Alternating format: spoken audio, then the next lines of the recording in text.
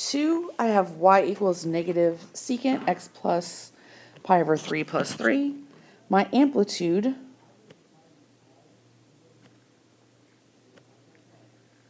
is the minus. Ooh!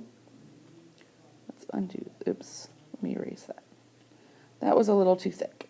Let me go back and do this again. Okay. So my amplitude is negative 1. And then change colors. My length of one period, there's assumed to be a 1 in here. So 2 pi divided by 1 gives me 2 pi. My phase shift, if it's a plus pi over 3, that means I'm going to go left pi over 3. And then plus 3 is my vertical shift. So my phase shift is the same as my beginning point, going left pi over 3. I'm adding a length of 2 pi, which takes me to 5 pi over 3. So let me draw in my axis. So I'm starting at negative pi over 3.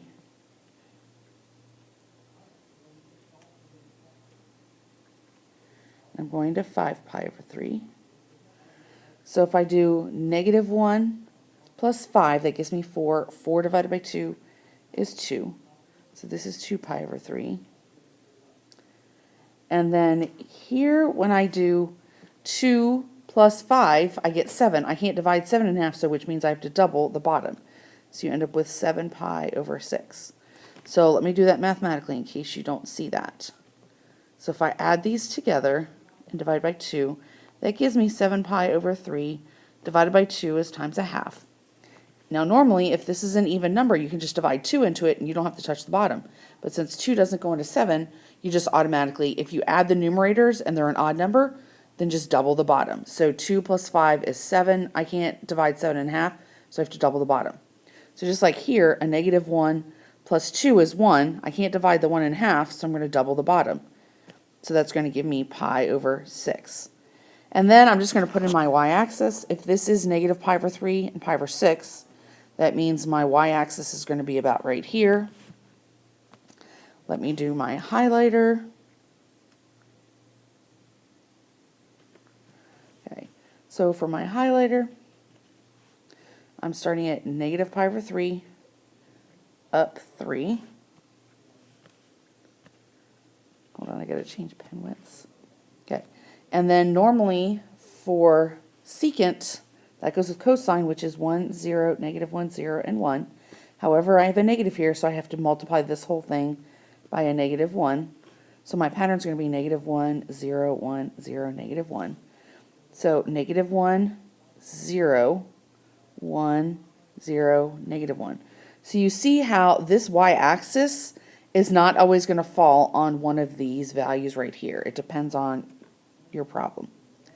And if I kind of lightly draw in my cosine graph upside down, then I can put asymptotes wherever the zeros were, keep these highs and low points, and then this part, this part of my graph here and this part of my graph here will flip down. This will flip down. And then all of this part up here. Think of your asymptotes kind of like scissors. They're cutting apart your graph and you're just pivoting it, you're flipping it. This part flips up. And that's number 2. 3, I have y equals 2 tangent of x minus pi over 2 plus 3. So my amplitude is going to be 2. Sorry, I made that a little fat. Let me change my pen width. 2. Okay. And then my period, now 1 period, remember, with tangent is pi. So my length of 2 periods is going to be 2 pi. So that way I still want my graph to be in 0 to 2 pi and use your 4-quadrant kind of values to do your graph. And then I'm shifting pi over 2 to the right, and I'm vertically shifting up 3. So my beginning point is going to be the same as my phase shift, pi over 3. So if I do pi over 3, we're adding on 2 periods, plus 2 pi, takes me to pi over 3 plus 6 pi over 3, takes me to, wait a minute, not pi over 3. What am I doing? Let's start that over. I don't know where I got pi over 3. Beginning point pi over 2. I can't copy, right? Let's erase this little 2. 2. Okay, let's start over. Pi over 2 plus 2 pi. Pi over 2 plus 4 pi over 2 equals 5 pi over 2. Okay, so let's draw in my axis. And then I'm starting at pi over 2.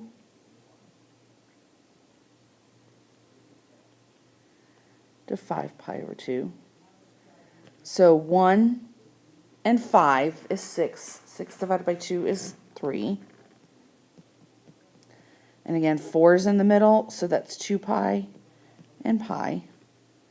And so that means my x-axis is over here. Let's highlight.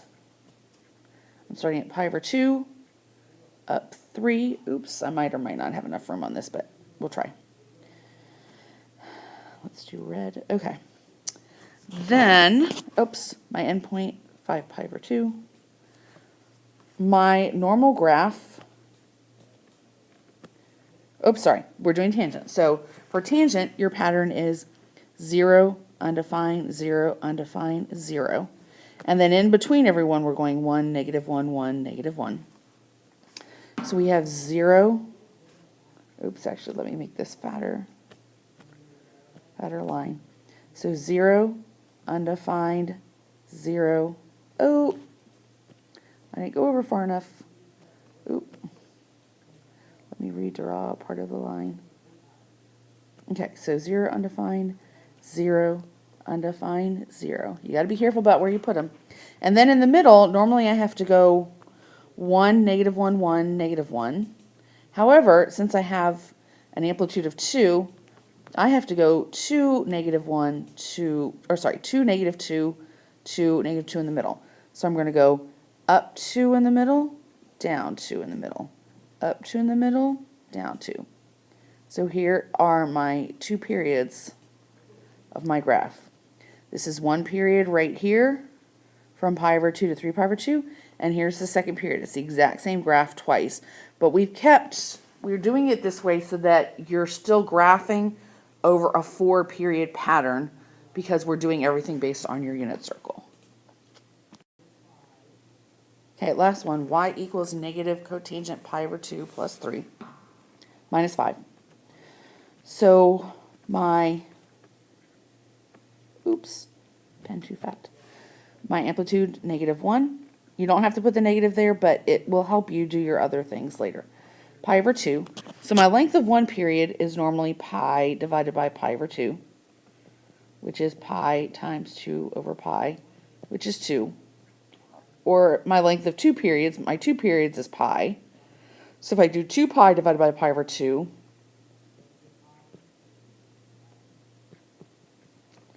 that's a really bad 2. That gives me 4. So from beginning to end, my length is going to be 4. My phase shift, I'm going 3 left. My vertical shift, down 5. So I'm starting at -3.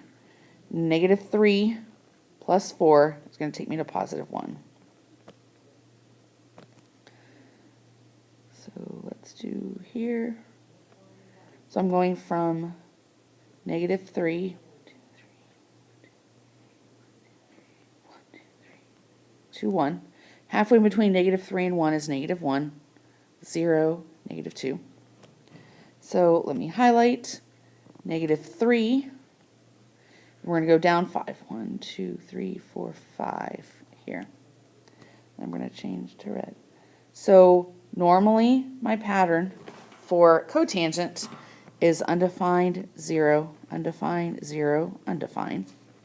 So let's do that first. So undefined, 0, undefined, 0, undefined.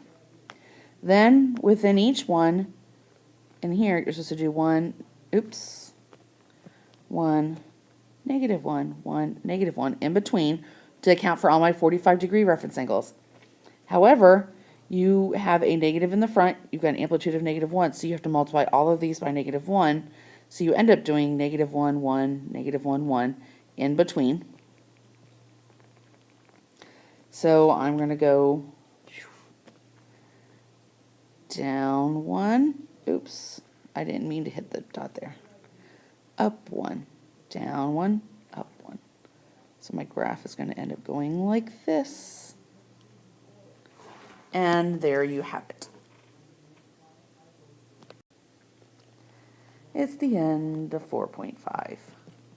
Yay. Now go do your homework.